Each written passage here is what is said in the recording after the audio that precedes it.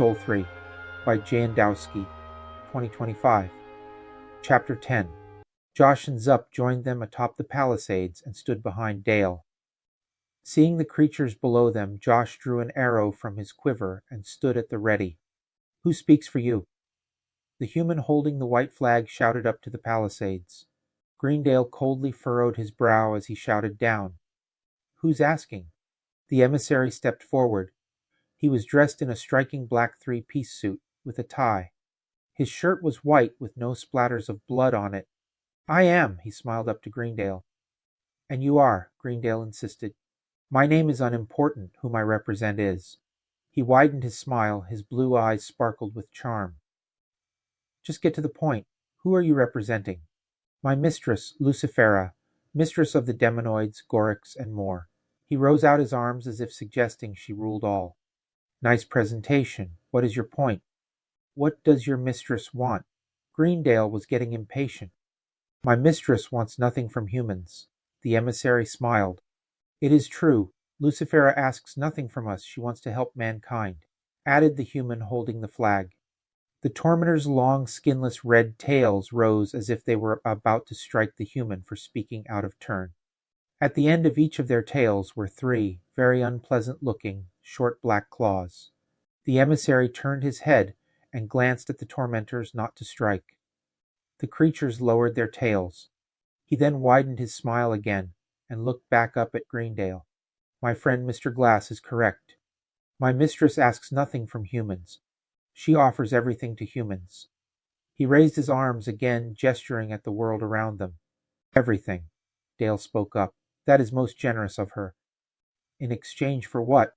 The emissary turned his gaze to Dale. His eyes hardened just a bit for the interruption. "Your inaction, that is all. Like I explained to your leader, my mistress asks nothing from humans. My mistress offers humanity domination of this world once again." "Our inaction?" Greendale had the creature refocus on him. "My mistress's conflict is with them." The emissary pointed an accusing black-clawed finger at Zup standing behind Dale. "She aims to take this world from them and give its dominance back to humans." Josh spoke down to the emissary. "The great author will never write for your kind to defeat the Neathans. They are a noble race, while you are evil demonic creatures." The emissary and the tormentor began to laugh. Glass, not understanding what was so funny, made himself laugh with them. "There is no great author. My mistress is real. She is the only true scribe of what will unfold. She is the maker of history." He turned its attention back to Greendale. "Do not listen to foolish mutants. They are nothing more than the twisted, deformed flesh of humanity. It is humans that my mistress sees a great future for. To dominate and rule this world as your kind had done for millenniums before. My mistress, your mistress, sees the glory of mankind." It distastefully glared and pointed a damning finger again at Zup and Josh. "These creatures were never meant to be." The emissary then turned his gaze to all the men standing atop the palisades. He spoke directed to them. "This world was and shall be yours again." Listening to the emissary, some of the archers began lowering their weapons, no longer preparing to repel an attack. It was at that moment that Pixa and Bruce finally joined Dale and the others atop the wall. Seeing the floating fairies, the tormentors screeched, covering their eyes, and began backing away from the walled town. The emissary also covered his eyes as he too stepped back. "Remove those foul creatures." The emissary screamed. The tormentors blindly pushed the demonoids behind them, their tails swatting and slashing any demonoid that blocked their retreat. The demonoids, not understanding the reaction of the emissary and the tormentors, started to panic. Breaking their formation, they began to withdraw back across the bridge to the west bank. Glass, confused, stood his ground, not understanding the reaction of his masters, who were all backing off, cursing and hissing at the golden-haired fairies. Their odd reaction broke any cohesion of the demonoids that began breaking their ranks. Routed, they fled to the darkness of the woods far to the west. Suddenly Glass realized he stood alone on the bridge, abandoned. He finally also panicked, dropped the white flag, and took flight after the emissary. "That was interesting," Dale responded. Greendale looked at Pixa and Bruce, who both smiled at him. Yes, very. Riverton Inn. Greendale delayed Dale and his party from leaving on their quest. He wanted Dale and Chopson in on the meeting with all the elders of the different human settlements, villages, and towns in that had gathered there. Dale insisted, and Greendale agreed to allow Zup, Josh, and Encha and the fairies sit in on the meeting. Mid-afternoon, all the tables of the inn were put together to form one large conference table. Sunlight streamed through the windows on 3 of the walls. Guards were placed outside to keep away the curious. Greendale had them close the bar, allowing only water and the local tea being served to the men and women elders. Miller of Westage stood up. He was a man in his early 60s, had a small pot belly and receding gray hair. He spoke forcefully and loudly as if he was addressing a large outdoor crowd. This Lucifera's emissary literally speaks with a forked tongue.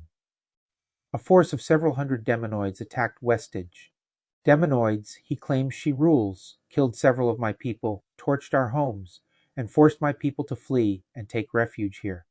That is not my idea of wanting to help mankind. You don't need to shout, Miller. We can all hear you, Greendale calmly replied. Miller of Westage lowered his voice. We cannot trust these demons. Besides, you told us how they reacted to the fairies. He gestured to Pixa and Bruce, whom were both soaking in a shaft of sunlight from one of the windows. Pixa approached the table. That is true. We do seem to have an odd effect on those creatures from the deeper realms. But we did not have that effect on the demonoids or Gorics.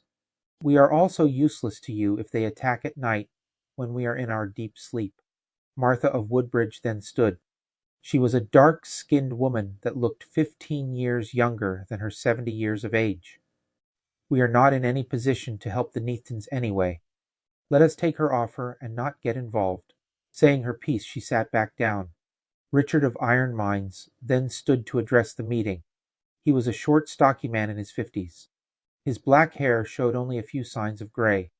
I agree with Martha of Woodbridge. This is not our fight. Besides, this devil maiden is offering mankind to rule this world like our great ancestors once did. In exchange for what?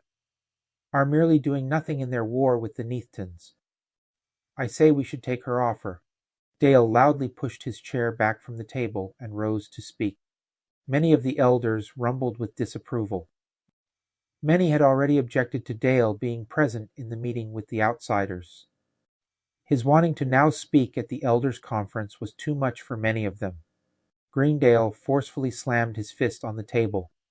Silencing the room and getting all their attention, he calmly said, "Let him speak." "He is not an elder." Tanner of Goldenfield stood protesting as he pointed at Dale across the table. Many of the elders murmured in agreement. "Hear, hear." Greendale furrowed his brow more so. He coldly gazed at Tanner in a threatening way. "Let speak." Seeing the anger and determination in Greendale's eyes, Tanner sat as he retracted his protest. "Fine, we'll listen." The rest of the room became a dead silence. None were willing to challenge Greendale once he had put his foot down. "Thank you, Tanner of Goldenfields." Dale nodded his head to the man sitting across from him. He then raised his head to address the elders. "We have been at peace with the Neathans for over 1,000 years. Many in this room have traded with them. They are not our enemies. These demonic creatures, though, have already attacked our settlements. They are pure evil, and as evil they make promises that they will never keep. If they do destroy the Neathans, we will be standing alone against these hellish forces. I assure you they will turn against us next. This Lucifera has no plans of allowing humans to dominate this world. She has no plans of ever sharing power with us or anyone." Dale sat back down. The elders did listen. None spoke up to counter his argument.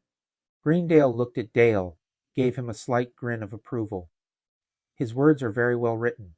Josh and Encha finally broke the silence. The North Gate. Greendale rode with Dale and his party to the North Gate that was still under construction. You should be able to reach the Ridgeline Inn before sunset. On the back of the letter, they wrote the closest areas to find the saltpeter and sulfur to where the time capsule was buried. The Haley's Cave is where you will find bat droppings for the saltpeter. The cave is in what they call the John Boyd Thatcher State Park. It is 15 miles southwest of the Albany ruins. Albany? Asked Dale. It was the capital of what they once called New York State. The city was on the east bank of the Hudson River. That is the great river to the west. From the Ridgeline Inn, travel northeast until you come to the great river. Once you hit the river, follow it north until you see the Albany ruins. Do not enter them. Cross the river before you reach them. Then head west to the caves. Early morning, you should spot bats returning to the cave. Follow the bats. How do we cross the river? Are there any bridges? Dale was aware how wide the great river was. None are still standing since the Grand War, and no one has attempted to build one across since then. The river is too wide. You'll have to build rafts to get across. Another reason I am having Chopson go with you. Greendale looked up at Chopson. Chopson broke his silence. That will add a day to our trip. I figured at least a day, once you do find the Haley's Cave. Pack at least 2 of the pack horses with the guano, the bat droppings. Then head west-northwest to Sharon Springs. The compass will come in handy for that. It is a natural source of sulfur less than 1 day's ride from the cave. Pack 2 pack horses with sulfur. How will I find the springs? Dale questioned. Follow your nose. It should give off a rotten egg smell. I can help in that area, pointed out Zup. Our sense of smell is keener than humans.